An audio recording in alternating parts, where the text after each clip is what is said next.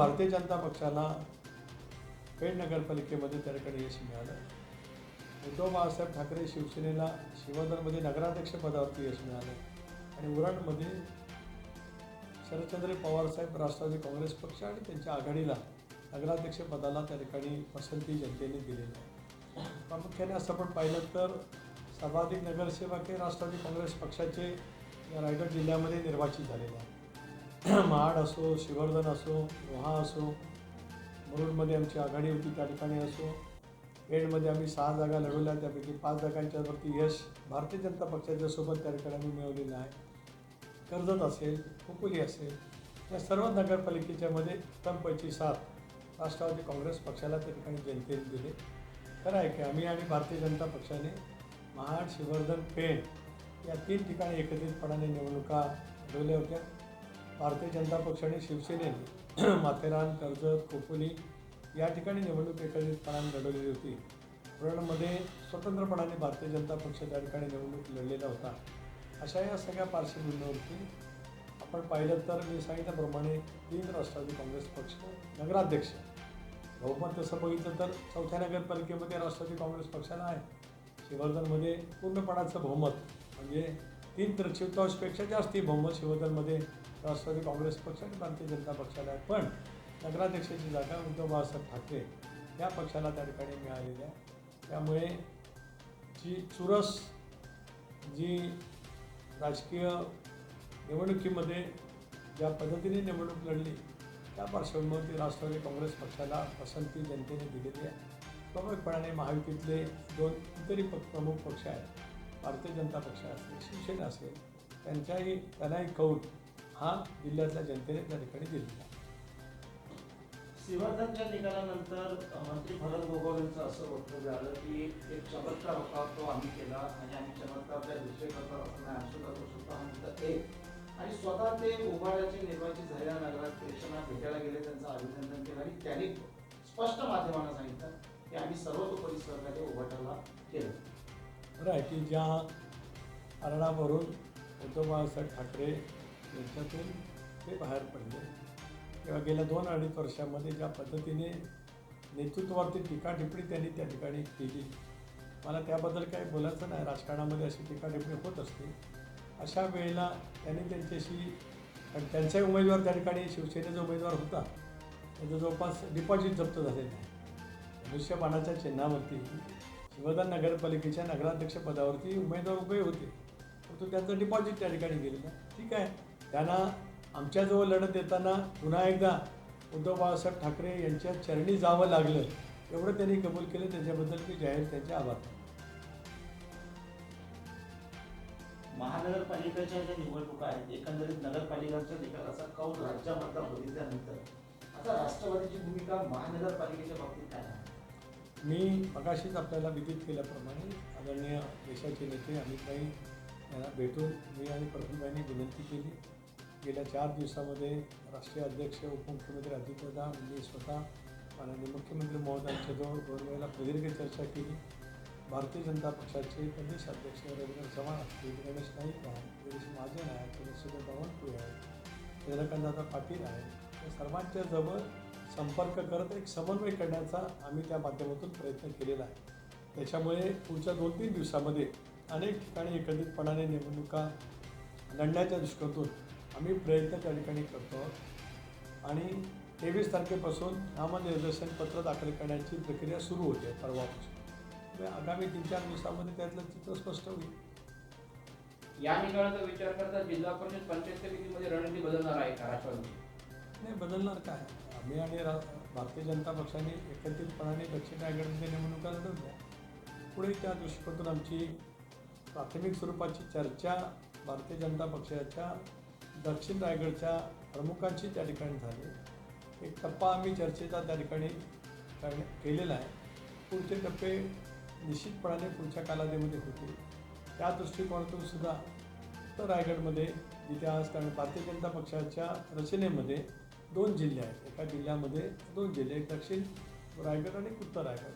त्यामुळे तिथले जे प्रमुख आहेत, जे प्रभारी म्हणून काम करतात, आमदार प्रशांत ठाकूर यांच्याजवळ सुद्धा या संदर्भातला संपर्क करून समन्वय निर्माण करण्याचा आमचा प्रयत्न नक्की त्या ठिकाणी राहील. दक्षिण रायगडमध्ये निवडणूक आहे आता, या पुढची येणारी निवडणूक आहे पंचायत नगर आणि जिल्हा परिषद, ती महायुती म्हणून लढवली जाईल की पुन्हा राष्ट्रवादी आणि भाजप विरुद्ध शिवसेना अशी होईल? नाही, मी प्राथमिक स्वरूपामध्ये कोणा पक्षाजवळ चर्चा सुरू आहे ते आपल्याला सांगतो. शिवसेनेच्या संदर्भात जवळ चर्चा करण्याचं आज तरी काय कुठे प्रस्ताव नाही, तशी चर्चा आहे नाही. कारण मागे एकदा प्रस्ताव ऐकला होता, तो एक मोठा राजकीय विनोद मी माझ्या आयुष्यामध्ये अनुभवला होता. 59 मग त्याला भागिले 7, 8×56 अधिक 3 असं राजकारणामध्ये गणित कधी त्या ठिकाणी होत नसतं. त्यामुळे वास्तवतेच्या आधारे ज्या वेळेला तसा चर्चेची वेळ येईल त्यावेळेचं त्यावेळेला राहील. पण आज दक्षिण रायगडमध्ये राष्ट्रवादी काँग्रेस पक्ष आणि भारतीय जनता पक्षाने एकत्रितपणाने जाण्याच्या दृष्टीतून पावलं उचललेली आहे.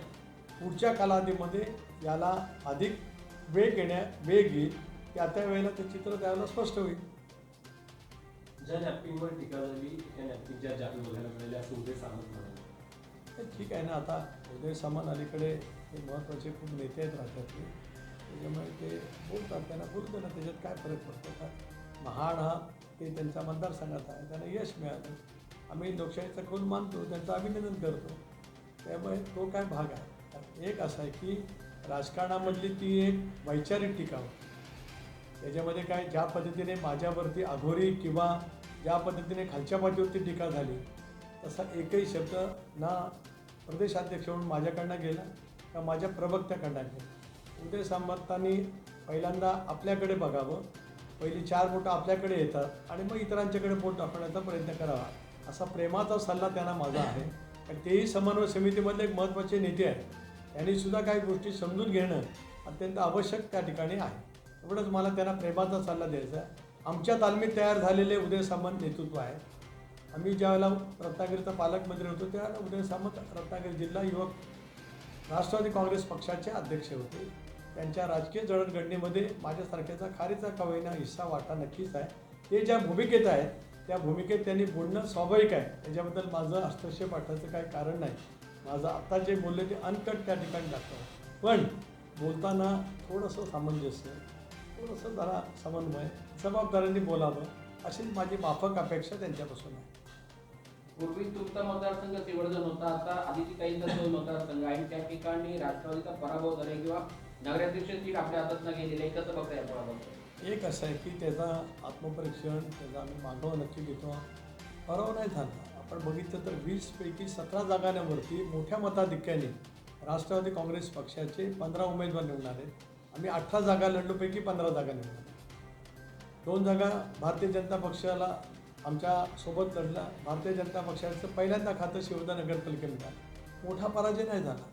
नगराध्यक्षाच्या निवडणुकीमध्ये जरूर आम्ही त्या ठिकाणी अयशस्वी ठरलो, हे मी नाकारत नाही. त्याचा मागोवा नक्कीच आम्ही त्या ठिकाणी घेऊ. काय काय समीकरणं घडलेली आहेत याचाही अभ्यास त्या ठिकाणी नक्कीच करू. शिवधनकरांनी आमच्यावरती विश्वास दाखवला म्हणून मी सांगितलं ना, 80% तुम्ही जर काय 20 आणि 80% काय 85-90% हे शिवधनकरांनी आमच्या पत्रात टाकले. आणि असं 2001ला ज्या वेळेला पहिल्यांदाच राज्यामध्ये नगराध्यक्षांच्या निवडणुका झाल्या, थेट नगराध्यक्षांच्या, त्यावेळेला सुद्धा असे निकाल काही ठिकाणी पाहायला मिळाले. स्वर्गीय विलासरावजी लातूर त्यावेळेला मुख्यमंत्री होते. लातूर नगरपालिकेमध्ये त्यावेळेला आमचे नगराध्यक्ष राष्ट्रवादी काँग्रेस पक्षाचे त्या कालावधीमध्ये निवडून आले. असं होत असतं काही वेळेला. ते का कशामुळे घडलं त्याचा आम्ही नक्कीच विचार त्या ठिकाणी करू. तसं तर आम्ही मुरुडी घेतली. कर्जतमध्ये तर एक हाती प्रचंड 4000च्या फरकाने त्या ठिकाणी नगराध्यक्षाचे उमेदवार निवडून आले. त्याचबरोबर ती त्या ठिकाणी नगरसेवक बहुमताने निवडून आले.